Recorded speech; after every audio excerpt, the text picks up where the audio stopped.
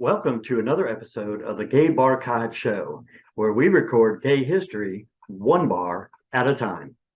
I'm your host, Art Smith, and our special guest today is author Robert Karl, who'll be telling us about his bar experiences in Philadelphia as well as Puerto Rico.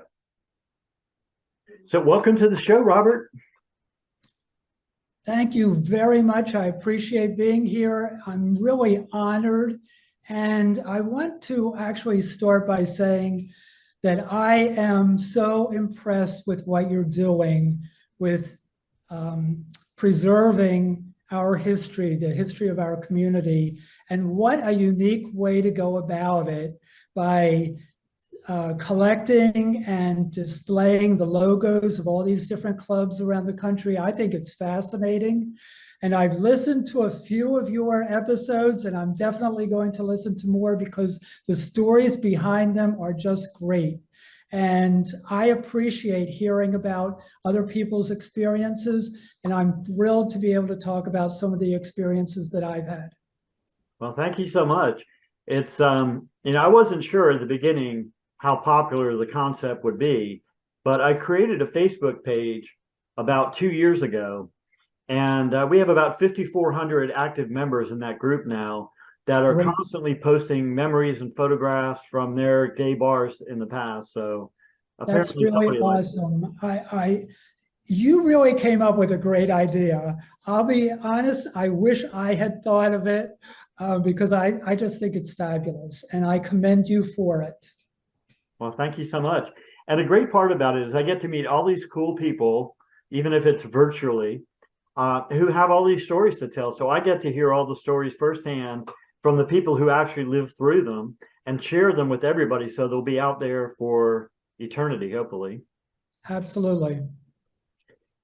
So Robert, your history starts, from what you've told me, with your very first gay bar experience in a little teeny tiny place in Pennsylvania called State College that probably nobody on the planet outside of Pennsylvania has heard of. And that bar was called My Oh My. Tell us a little bit about that experience. What was it like walking into the bar there for the first time? Well, I have to say it was what I was looking for. I was an 18-year-old student, a freshman student at Pennsylvania State University. So if no one ever heard of State College, Pennsylvania, I know they've heard of Penn State University. And that's where I was going to school. And I was this is in the 1970s. So it was like the start of what they called then gay liberation. It was, certainly not out the way it is today. It was very different. And I was searching for myself, my own identity, but I was also searching because I wasn't quite sure that there were other people out there like me, because I just didn't know any. So walking into the My Oh My, I have to say, I don't know if this is common in a small town to have this kind of a setup, but it was divided into two sections, a gay section and a straight section. So if you went in from the main entrance on College Avenue, you went into the gay bar. But if you went into the entrance from the alleyway, you went into a straight stripper bar where they had go-go girls and the college kids were in there, having a great randy old time. But to walk into the gay section, it made me feel validated. It made me feel that I wasn't alone. I was less isolated. And that was where I first found community. And one of the things I want to mention throughout all of the bars that I'm going to talk about, I want to have kind of a common thread. I want to talk about the atmosphere in each one. And the atmosphere there, the way I would describe it, was collegiate because it was in a college town. I was a college student. And while there may have been people there, I'm sure there were people there who lived in town, we would call them townies.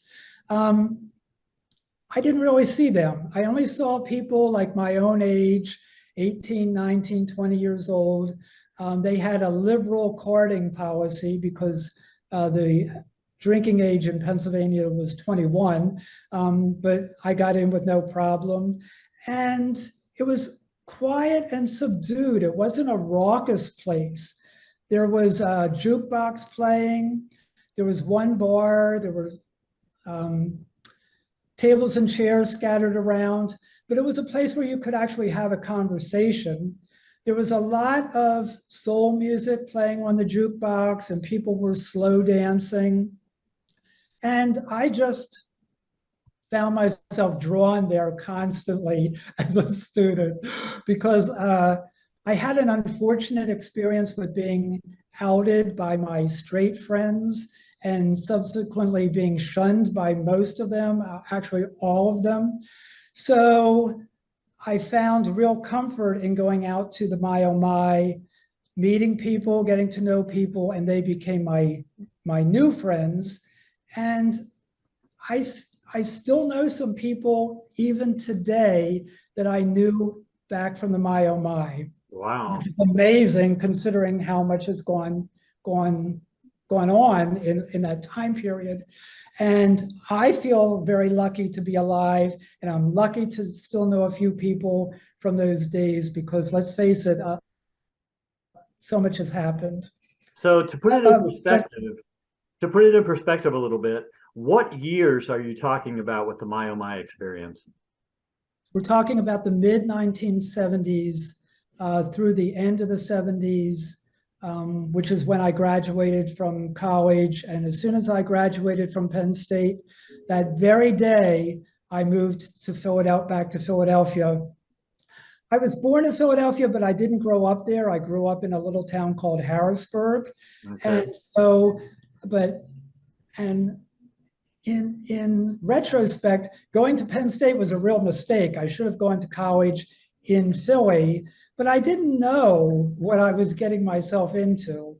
And so once I start something, I like to stick with it. So I stayed there for all 4 years, but I ended up spending a lot of weekends, like my senior year in college, going down to the clubs in Philly as opposed to going to the My Oh My anymore, because I knew people down in Philly, and those clubs were a lot more exciting than the My Oh My was, to be quite frank. Well, to be honest with you, I can totally relate to your story about, the feeling when you walked into My Oh My, because my first bar experience was only a few years later. It was in 1978. And even though I had a de facto boyfriend in high school, someone that I regularly kind of fooled around with and whatever, I didn't know that was a thing. I didn't know there was a community. I didn't know that there was any future that we could ever, become a couple or be together for any length of time or have any community of friends. And it was the same way with me when I first walked into that first gay bar, that you suddenly realize that you're not alone in the world, because at that time there were no gay characters in TV shows, there were no gay characters in movies or books really, unless it was something tragic. Right. If they were a child molester or a serial Murder. killer, you'd hear about them. Right. So I know what you feel, and that's part of the reason that this project kind of got started, is because we have abandoned the memories of so many of our gay bars that meant so much to so many people and shaped their entire futures, what they would do, professionally or personally over the decades, all kind of rooted in this community of bars that helped us become who we are now. And the person who owned My Oh My hat is off to that person, because he was providing an opportunity for a marginalized community, very small, silent community there in that environment, because Penn State State College is a small town until the students arrive for Penn State. And I kind of didn't realize that I was putting myself in a very ultra white conservative environment which wasn't what I was looking for, but I didn't realize it at the time. So that's why when I look back at it, to me, it was fine. It is what it is, but it wasn't what I wanted my life to be. So that's why I moved to Philly. But I will say, just like you, I fooled around with guys in high school. It's not like I had no idea about, gay sex, but I did, just like you said, I didn't know that there was a community. I didn't know that there were other people out there. I wasn't really sure. And the straight majority at that time did a great job of silencing us and marginalizing us and making us be invisible. And that's one of the things I'm concerned about today, which is, again, that's one of the reasons I wrote my book. And I'm so excited about what you're doing, because I don't want us to be invisible. I don't want us to be silenced. I want us to be out and loud and proud. Thank you. So after the My Oh My experience, you moved on to the big city. And at the time, Philadelphia was one of the gay meccas in the country. There was, New York, Chicago, San Francisco, Los Angeles. Atlanta was growing in their gay community. But Philly had a lot of bars that have been very well remembered by a lot of people. And you suddenly went from having one small town bar that had a mixed clientele, it was a split bar with straight strippers and gay men, and you moved to Philadelphia. What was that like? That was exciting. That's the main word that I would use to describe it, because I could find my way in a larger community. And I'll admit, at first, I was swayed by my friends to go certain places because that's where they wanted to go. And I dressed a certain way because that's how they dressed. And I eventually found that that wasn't really me. I preferred other places, other kinds of bars there. But you have to feel your way around.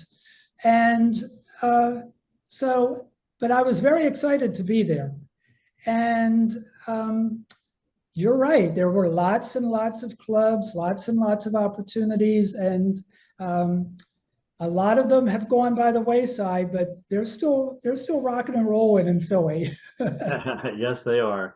Now, one of the bars that you mentioned was 247, which when I first heard about it a couple years ago, I thought in my head, I was thinking 24/7, it's open all the time, but it's actually took its name from its street address. So what was the 247 like? Well, it was sort of advertised as a Western bar, whatever that means. It appealed to the Levi and leather crowd. Part of the reason that I went there was that I felt very comfortable. I happened to work at 255 South 17th Street in a building called the Medical Tower Building. And I lived at 17th and Delancey Streets, which is like another half a block away. So it was very convenient as far as its location. The atmosphere there was very comfortable and casual for me. I wasn't really there for the like cruising.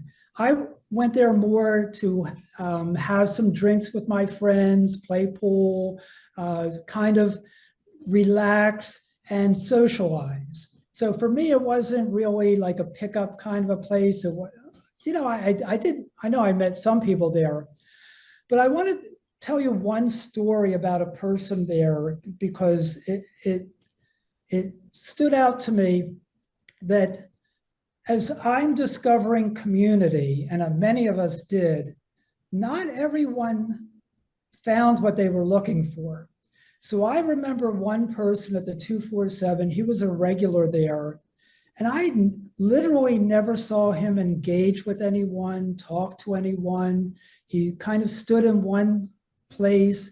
And I remember they also had a jukebox for music, and he would, he would like tap his foot and kind of half dance, but that reminded me that I love the gay community, but it can be a cold, hard place for some people at some times. It's not all love and roses all the time. And I have to accept that. I think that's true of every community. It's not just the gay community. Every community has that sort of thing. But I wanted to bring that person up. I never met him. I have no idea if he didn't meet people because he didn't want to, or if he was desperately trying to get someone's attention and never could. I don't know what his story was, but in my books, I try to include people like that who don't really fit in and have an easy time in our community. Because I wanted to tell all kinds of stories, not just happy, happy stories, not just horribly, terrible, violent, and illness and death and all that sort of thing, and not just violence, but sometimes loneliness is part of our community as well. And so I want to bring him up because I remember him and I have empathy for him. And I hope that by doing these kinds of things that we're talking about right now helps to bring our community together rather than pushing us apart. I also wanted to mention that photo of Rod Bauer. I sent you my memories of being in the 247 is looking up at the wall, and there's this picture of this model in his white briefs and no shirt, and he's holding a rifle. And I just thought it was one of the sexiest things I had ever seen up to that point. Now, you also mentioned that there was another bar in Philadelphia that you went to that's kind of diametrically opposed to the concept of the 247, and that was the DCA, which was much more of a disco, wasn't it? Absolutely, it was a disco. That was where we went to go dancing and socializing and showing off fashions and those kinds of things, because people dressed up in those days to go to clubs. Not like I'm not going to generalize. I'm just going to say we did get dressed up to go. And this is where I found myself being put into a niche where I love to dance. I lived to dance. I just found so much freedom out on the dance floor. And that's why I kept going to the DCA, because me and my friends had so much fun. And I will add another negative here. It was a time of heavy alcohol and drug use for me. So I was out there on the dance floor, having the time of my life, high as a kite, and that was very freeing and liberating and fun, and it relieved all the stress from your daily life. And I was there every weekend. The DCA was divided into other sections as well. There wasn't just the disco part, although let me remember to say, I saw the Village People in the DCA. They came to do a show, and I have never been in a room so packed as it was that night. Literally, you couldn't move. Whatever spot you were in, you were kind of stuck there because you couldn't move. They packed so many people in, and what a great show it was, and what a fun night that was. But they also had an upstairs section called the cell block. And the cell block was an area where people who were looking for more kinky, non-vanilla kinds of experiences would go. And that's where I started to spend a lot of my time. I would go to, and first it was upstairs, later on they moved it to a side entrance. So you would actually have to leave the main disco and go into another entrance. And they also had a lesbian bar upstairs at one time. And I don't know if they still do or not. I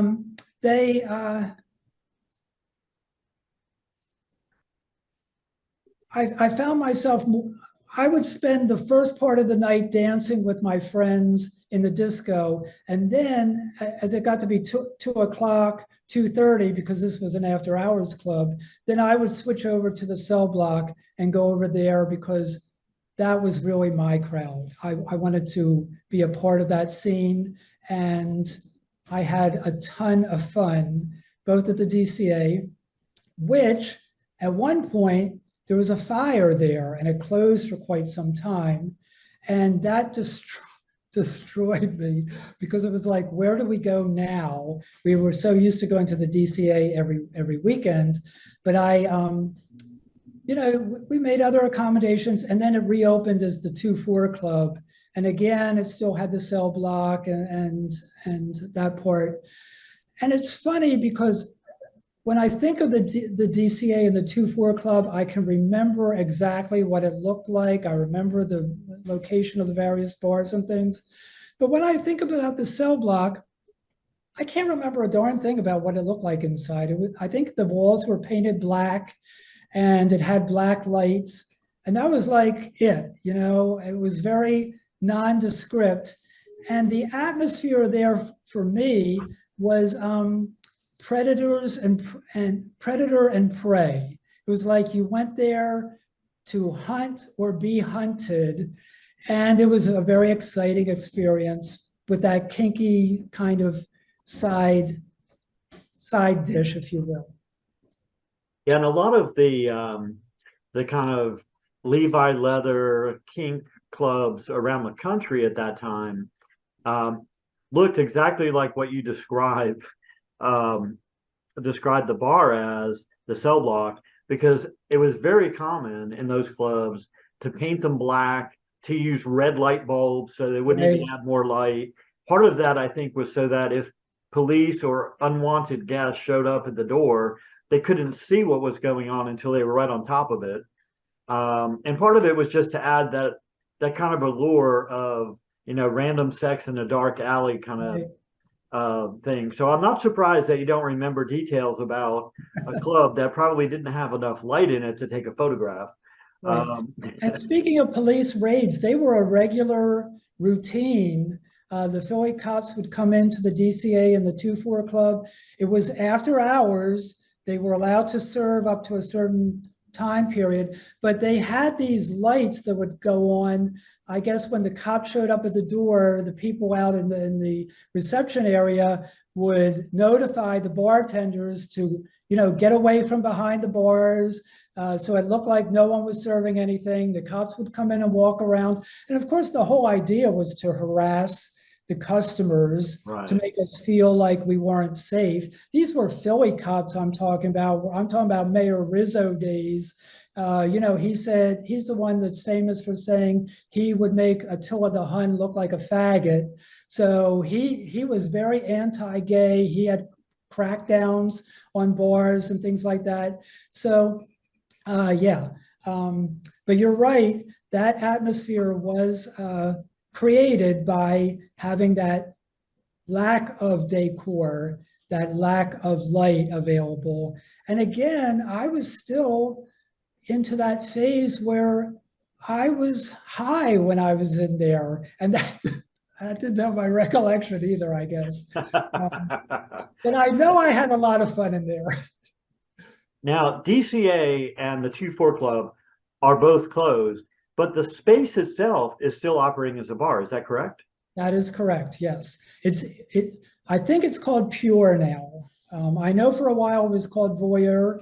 Oh, and I wanted to show my credentials here. Here's my 2-4 club membership card, just so people can. I don't know how I managed to save this because I don't have a lot of memorabilia, which makes me sad now.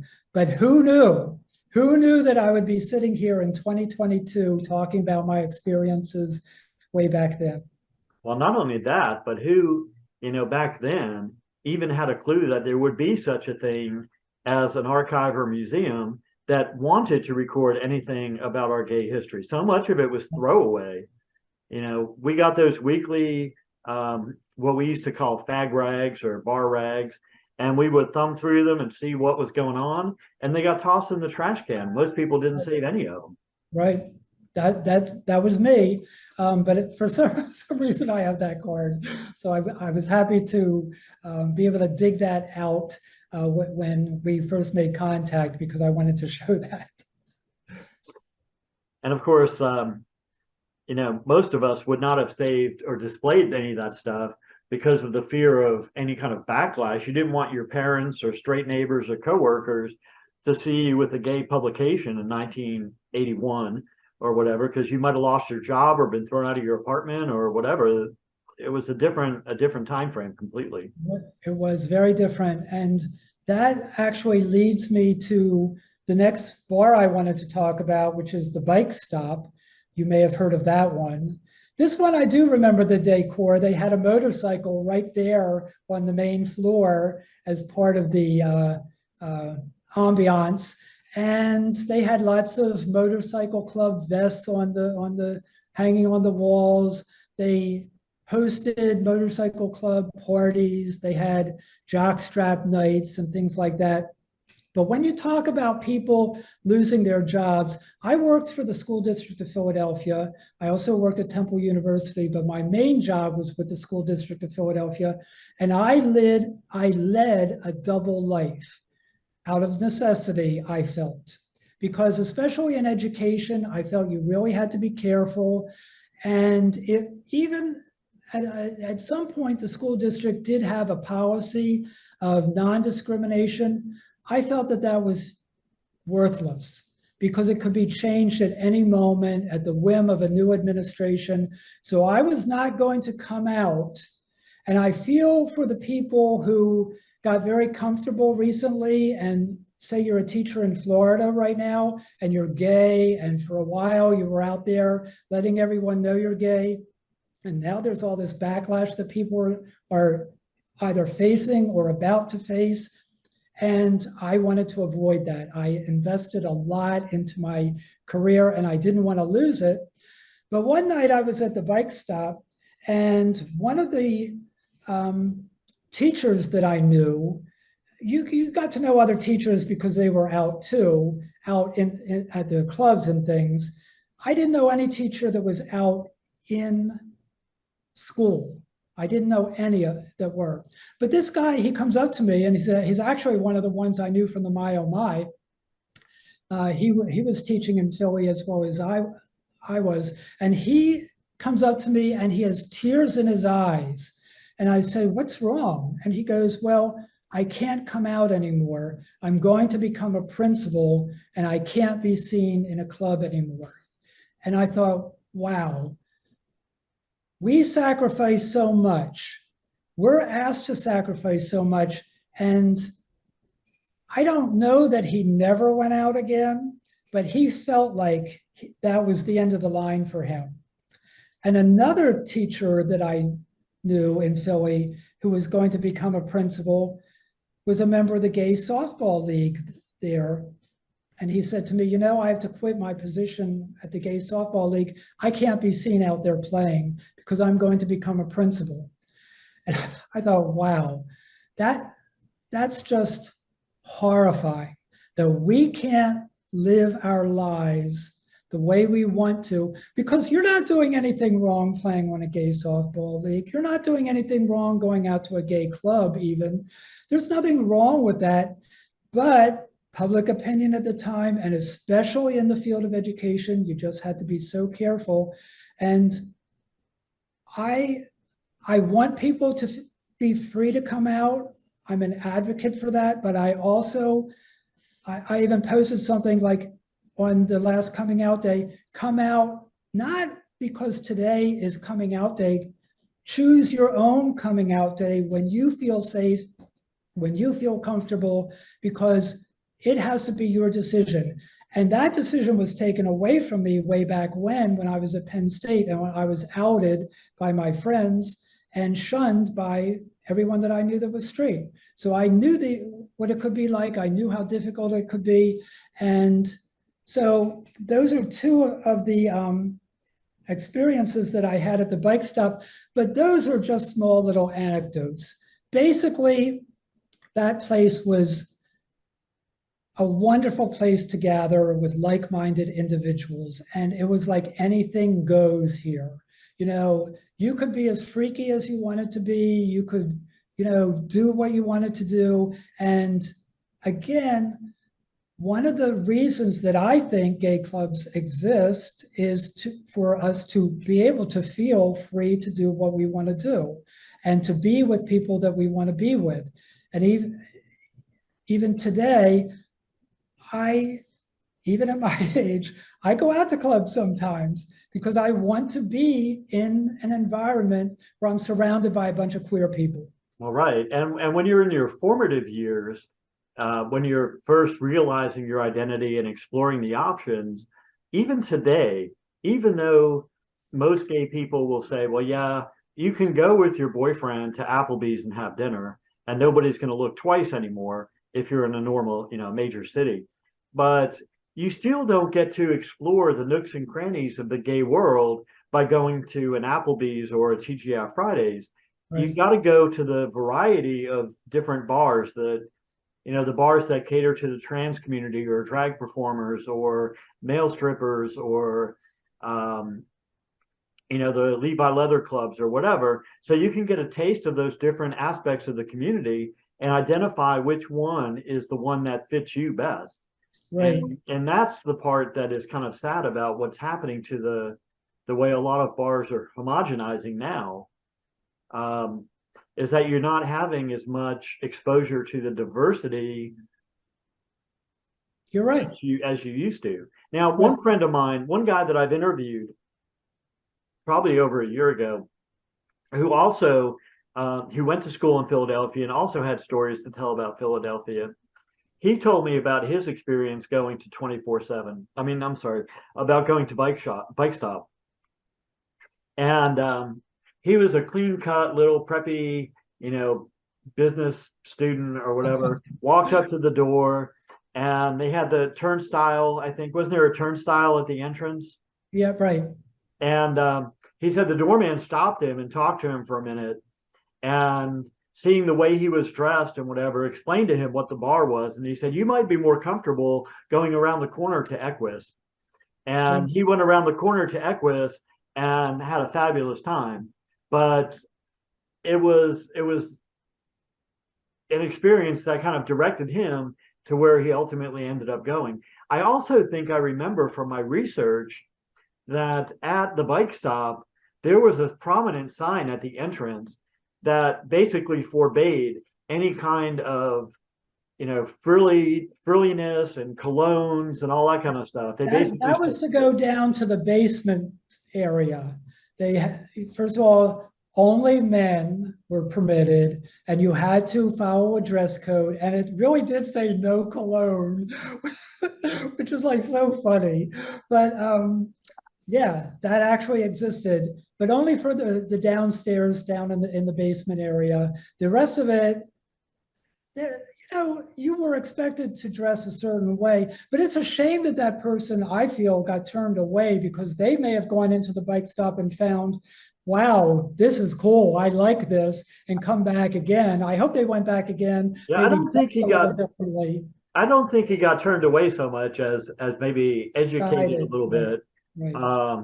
And he's certainly still a prominent member of the gay community. His name is Todd Evans, and he runs a company called Rivendell Marketing, or Rivendell Media now. Rivendell Media places ads in magazines and newspapers all across the country for companies that want to reach out to the gay community.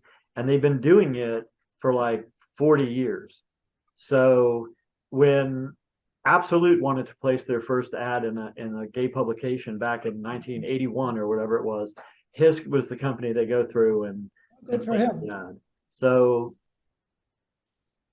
So you mentioned being guided away. I wanted to bring up one aspect that often isn't talked about in clubs, and that's racial segregation. So in Philly, all the clubs that I've talked about so far were mostly white. I won't say that they were completely white, but they were mostly majority white clientele. So there were some Black clubs in Philly, and I did go to some of them on occasion. I won't speak about them as an expert because I didn't go that often, but I want to name a few of them, if I may. Sure. And I didn't talk to you about these before, but one of the first bars I ever went to in Philly was a real rundown place called the Allegro. And that wasn't a black club, but the Allegro 2 was a black club. There was a guy named Joey Venuti who was the owner, and he he was white, but he provided a place for black gay men to go. And there was another place, I think it was called Dusty's, but I'm not 100% sure of that.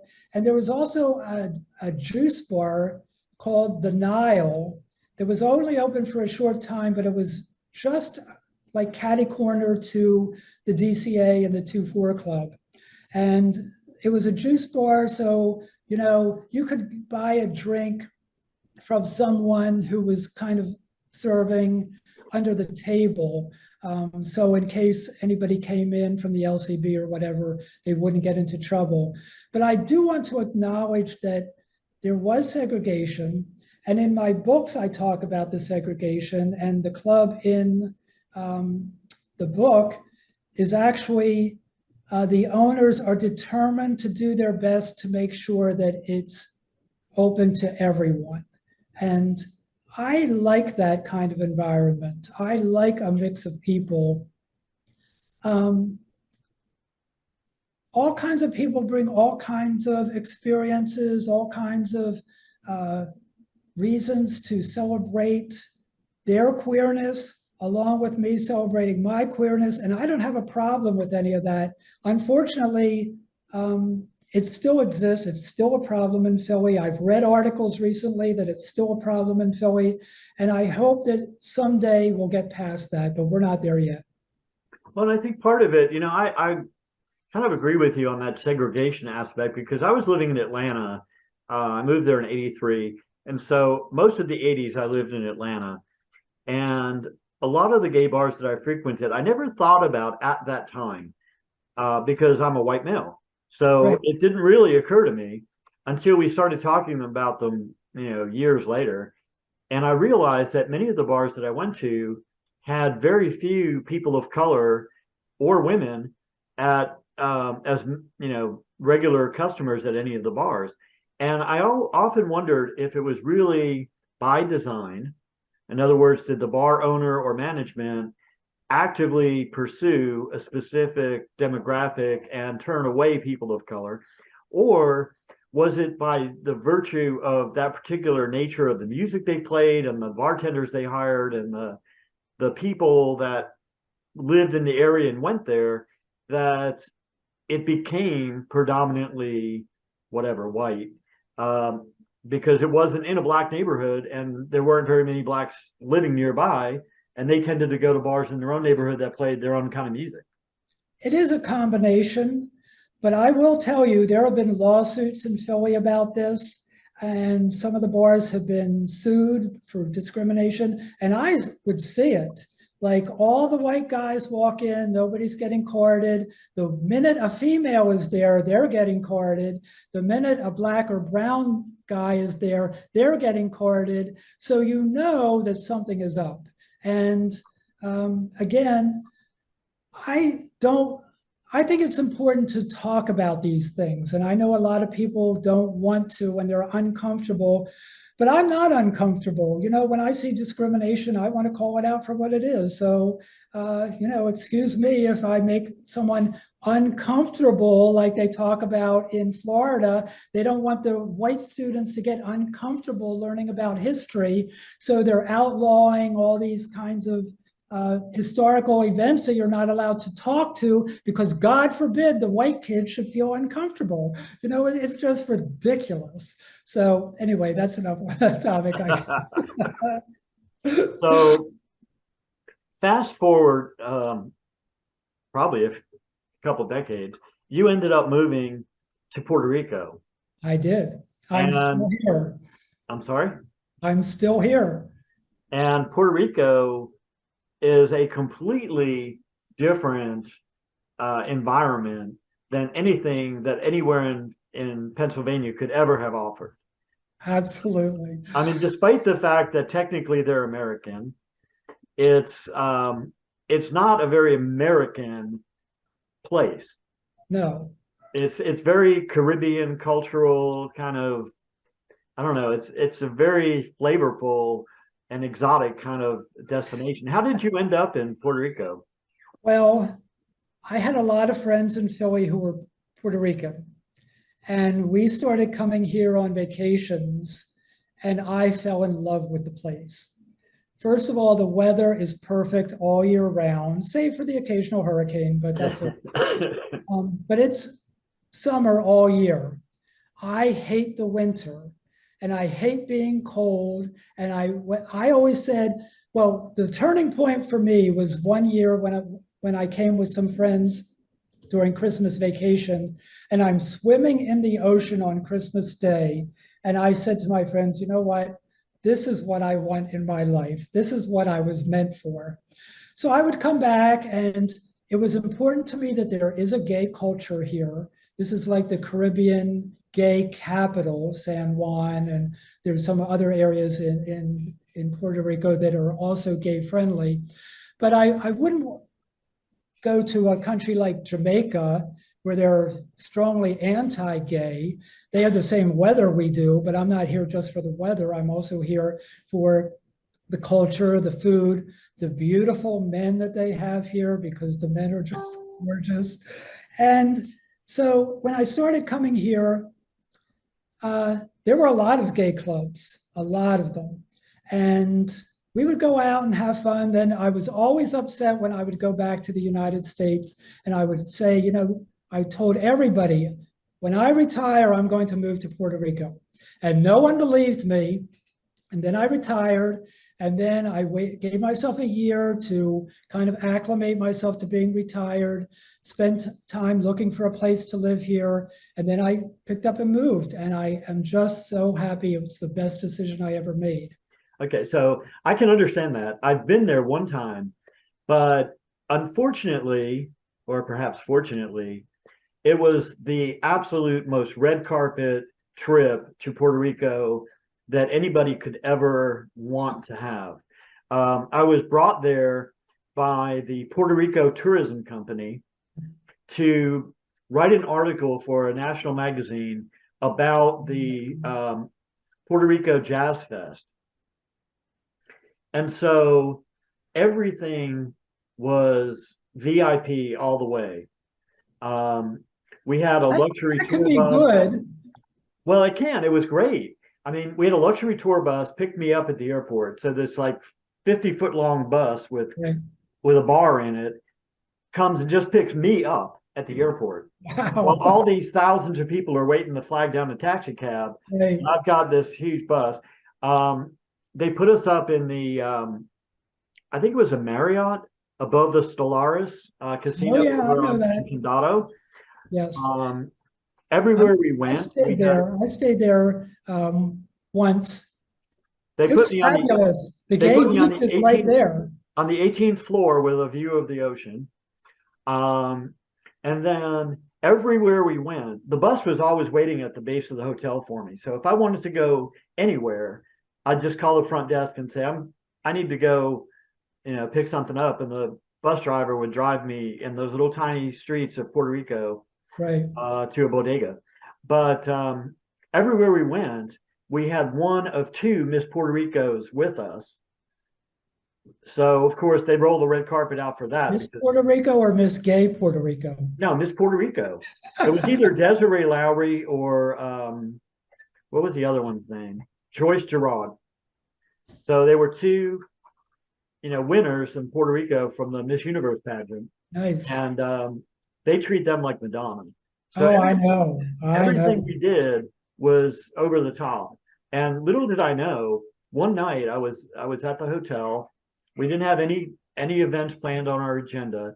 And so I went down to the lobby and walked out onto the beach at night. And I said, I'm just going to walk along the beach and see what's around here. So I get on the beach and I turn left and I see this big nest of sea turtles giving birth with, Wow. and they have all these stakes and ribbons around it so nobody would Right. disturb them. And then I walk about another 40 feet and I look up and there's this really festive patio there with people hanging out, having cocktails and whatever. And I said, I'm going to go up there and have a beer and kind of just watch the beach. And I walk up there and it was the Atlantic Hotel. I did Right. not know that I was like next door, literally, Right. to a gay bar on the beach in Right. Puerto Rico. Right.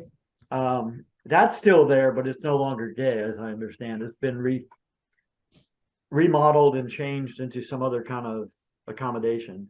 Right. They're doing a lot of changes in Condado. A lot of things got destroyed by the hurricane in 2017. We had two major hurricanes here that year. And but I do know the Atlantic Hotel. There's a little bar very close to there called Oasis. I sometimes might slip into the Spanish pronunciation because they call it Oasi, but it's Oasis in English. And that's a little bar that a lot of people go to before you go out to the clubs that are open. Here, the culture is very different, as you alluded to. First of all, the drinking age is still 18, so you still find a lot of teenagers that are coming out to clubs, and they're open until 5 a.m. So, and these are not usual things in the United States anymore. Right. During the pandemic, of course, everything shut down, and a lot of the clubs closed and so far have not reopened. And I was getting worried as the pandemic wore on whether it would come back or not. So, because a lot of people left. My friends moved to the United States. Lots of people that I don't know moved to the United States because things were really bad here. Like there was no electricity for months and months, and there was so much reconstruction that needed to be done.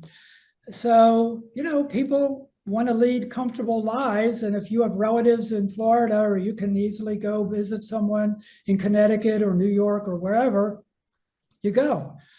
I even went away for a month because our situation here was so bad. Our backup generator got destroyed, so we had no backup power at all in the building. I live on the 13th floor, and we had to carry water up every day, 13 flights of steps at my age. Luckily, I had a friend here with me who could help. And because you needed water for the toilets and you needed water for other things that you just need water for. And our pumps wouldn't work because we had to wait for our generator to get fixed. So that was horrible. But a lot of clubs closed, and I want to mention a few of them if I may. One I talked to was called Santos. It was a club where it was always packed. I went there a number of times before I moved here. They had a rooftop bar. They had a balcony, and people would hang off the balcony, you know, hollering, you know, doing whatever, just having fun. And it's closed. Circo, which was the big disco, and one of my favorite places to go after I moved here, it had several floors. It had a big dance floor. It had drag shows. It had go-go boys. It had like anything you could want. And that closed, and it has not reopened. Polo Norte, which is located in Old San Juan, had just opened in 2016. And I went there right after it opened, and it was so elegant. It was not my usual style, but I enjoyed it because it was very cool and elegant, and it fit into that old San Juan vibe. Right. It closed, never to reopen. Babylon, which was another disco, again, drag shows, the usual kind of thing that they have. Drag is very big in Puerto Rico. Most every club will have drag shows. They had drag shows. They had go-go boys. They had dancing. They had people would congregate outside because, you know, it's always nice here. Right. So you walk in and out of clubs because you don't have to worry about checking a code or being cold or whatever. So that closed. And another one, there's like a little stretch on Calle Condado where Circo, Scandalo, which is the other one I want to talk about, Toxic, and another one, I can't remember the name, but they were all right there on Calle Condado and closed. So that was kind of like the epicenter of the gay nightclub community on Calle Condado. So what happened was this past December, this new club opened called Queen's Club.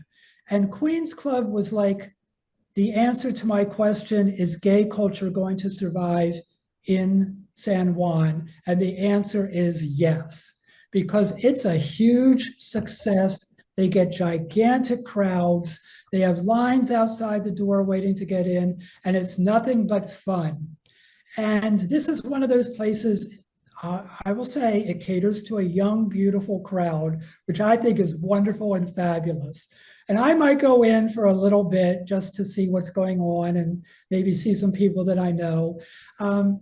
But I'm so happy that they reopened and they're a success, because I was really concerned, would this happen or not? Because so many of the places closed up and you didn't hear about anything coming along. And then all of a sudden, this place, Queen's Club. And there's two things I want to point out that are a good thing and maybe not so good thing. It's on a major street. This is like a big thing for me, where often gay clubs are hidden away somewhere. That Calle Condado that I'm talking about, it's like a little dark street where, Right. tourists are afraid to walk down that street because it looks so foreboding. But Queen's Club is right there on a brightly lit corner, and I think that's great. It's also huge, and they have these big red doors. But here's the thing that I don't like, and it worries me a little bit, and I'm not sure why they do it. There's no sign. There's nothing to indicate that this is Queen's Club. So that takes me back to the days when, in my youth, the gay bars and clubs were hidden. Right. They were kind of, secrets, because people would sneak in and they would go down this alley and, sneak into the club, and then they come out, and we were like hidden away. And I don't know if they're doing that because it's kind of cachet to do it, like it's a secret, or if they're doing it for protection because of the current environment. Now, I haven't heard about any real anti-LGBTQ kinds of things going on here, but that doesn't mean that it is impossible. And I'm not really sure the reason why they're doing that, but that's the way it is. But it's still a fabulous place to go. And if you ever come here, it's one of those spots that, like any gay traveler that comes to San Juan, make sure you hit up Queen's Club. Because yeah, I've looked at a lot of their, because they're obviously still open. They're only recently opened. Oh, right. And, the pictures on their Facebook account, their pictures on their Instagram, on their website, everywhere, it's just so dynamic and colorful and energetic. Right. It reminds me of the big discos of like the late 70s and the 80s that were popping up all over the country. Yeah. Palladium, the Saints, Limelight, Right. Backstreet, all of these clubs that were I everywhere. used to go to those ones up in New York. So it's kind of nice to see something on a grand scale opening up, especially in a place like Puerto Rico that you might not consider, the gayest place on the planet. Right. Of course, San Juan is a little bit different, just like in It's so the many other. gayest place in the Caribbean. That's for sure. Oh, now I lost my train of thought. Oh, they have, I think it's one night a month. They have a special night where they kind of recreate the ballroom scene, the old ballroom scene in New York. So if you ever watch Paris is Burning or Pose, and I'm sure you're familiar with both, they have a night dedicated to that kind of environment, which is just so cool. And I love seeing that. And it really fits in very nicely with the culture here. I think it's just great. I'm really excited about it. But I want to move on and talk about my very favorite club here, which is SX. I would call it SAECI because that's SX in Spanish. This, to me, the atmosphere, I describe it as perfecto, because for me, it's exactly what I like in a bar. It's dark, it's small, it's crowded, it's loud, it's vibrant, it is exciting, and everyone there is so friendly, you can't believe it. Like, you walk in and people greet you, whether they know you or not. And here's the icing on the cake for me. I'm going to admit to this. They have go-go boys all over the place, intermingling with the crowd. So they're not up on a stage somewhere. They're not, far away. They're walking around. They'll go get you a drink. They'll dance with you. They'll do whatever. And I won't go into the whatever, but that's my kind of environment. That's what I like. That's what I enjoy. And a lot of people, like I tell my friends, I'm going to be sleazy tonight and go to SAECI, and we laugh, but there's a part of that that is very attractive and fun. So, and I embrace that, because that's when I was talking about when I would go to the Levi and Leather places in Philly. This used to be called the San Juan Eagle before it became SX, and then it became Metro Sex Club or something like that. And now it's just called SX. But to me, the friendliness, not only of the staff, but of the customers, like everyone is in there to have a good time. And this tiny little dance floor with a DJ right there, and the music is so loud, it's like your heart is pounding, and everyone's dancing, and it's hot, and people are drinking and chattering and just having a grand old time. That for me is just a great Saturday night out. Yeah, it sounds like an incredible club, and I've seen their Facebook and Instagram pages too. They are very proud of their strippers. They are very proud of their drag queens. They're very proud of their energy and Yes. I mean, It's all true. I'm going to be putting up images throughout this video that show, some of the photographs and flyers and things from these different clubs. And that one, SX, they're like in your face. Like, we are the gayest damn place in Puerto Rico. Right. We are the sexiest damn place. And we Right. have the best damn strippers. I mean, they're like all about, patting themselves on the back and telling the world how much fun they are. And every bit of it is true. Every word is true. I can attest to it. They are not lying. It is a grand time. So I did bring a friend that was visiting here from Philly, and I took him there. He didn't like it at all. It wasn't his scene. He just, I guess, didn't feel comfortable. And I told him, look, this is my kind of environment. This is what I enjoy. I'm sorry that you don't like it. It's not everyone's cup of tea. Right. And that's the beauty of all of this, everything that we're talking about, all the different atmospheres and the different clubs, the different clienteles, the different groups of people that you get, the different kind of social atmosphere. And you were talking about the importance of, when you're trying to find your identity, experiencing those and finding out what works for you. So where Polo Norte was probably the kind of place which was very elegant and quiet and nice, the guy from Philly who was visiting here, he would have loved that. Me, I'm there, down in the dark, dancing around with a bunch of people and just having a grand old time and letting loose. That's more my style. And there's nothing wrong with either one of those, in my opinion. Absolutely. So you've told us about some really great gay bars that you've had some experience with, that you visited, and that you have fond memories of. But we haven't talked yet about the fact that you have two books out. There's a book called Clubbed, and a book called Club 2.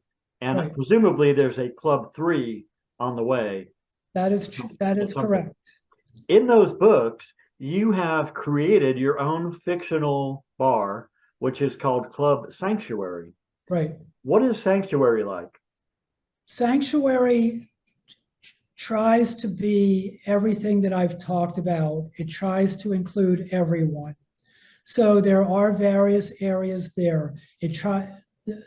The story is a guy, Joey, who comes from the suburbs of Philly. He's a white guy, he's young, he inherited some money, and he inherited a building, a warehouse building that his father owned.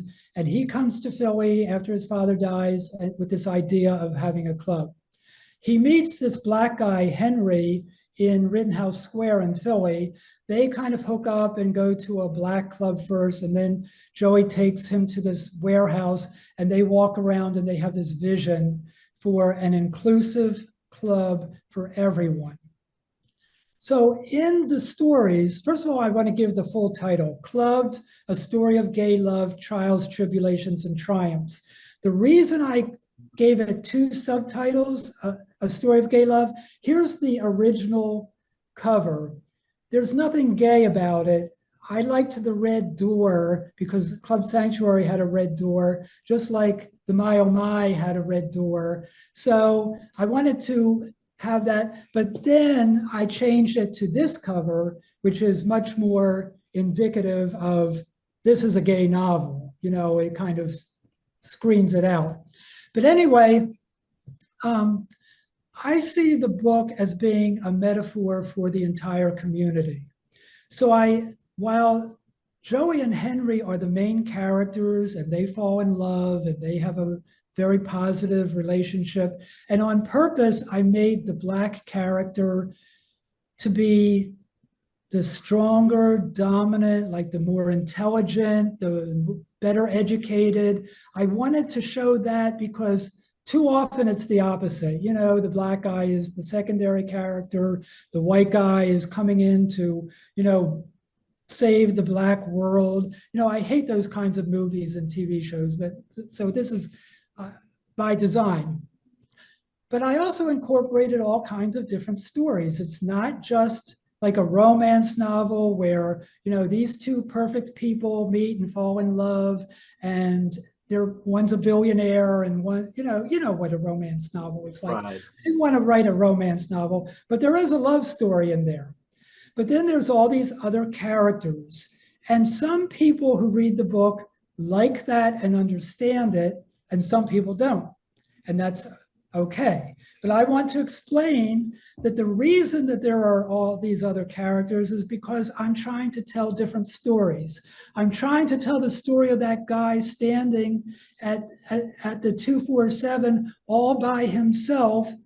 And while I don't know what his story is, I fictionalized it and I put that type of character in one of the chapters, and you don't get to know them intimately. You don't get to know everything about them. And some reviewers have said, well, you know, these people come and go so quickly.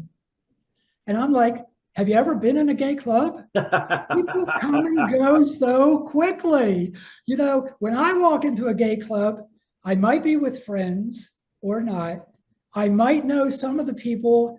There are people that everyone in the club knows, you know, the A-listers. I have a whole chapter about A-listers. But I'm not giving you all of their story. I'm just giving you a little glimpse into that. So I try really hard to incorporate the community into the story and interweave these different characters. And so that's what Sanctuary is. It's all inclusive. It is really Joey, the character, at one point is self-reflecting, and he's saying to himself, I wonder what people think about me. And he says, here's what I want them to think about me. They might think I'm stupid. They might think that I, you know, didn't earn what I have because I inherited all this money. But I want them to know two things: that I always support the LGBTQ community, and I'm anti-racist. So I wanted to bring that part in, and I even say in there that, this is not the vocabulary they would use in that time period, but Joey is actually looking back from the 21st century and telling the story, so he can use modern language like that. And most of the story is written from the perspective of Joey, who is the narrator. But in book 3, I'm going to give Henry, the Black character, a much stronger voice. So there are going to be, instead of just one point of view, there's going to be 2 points of view.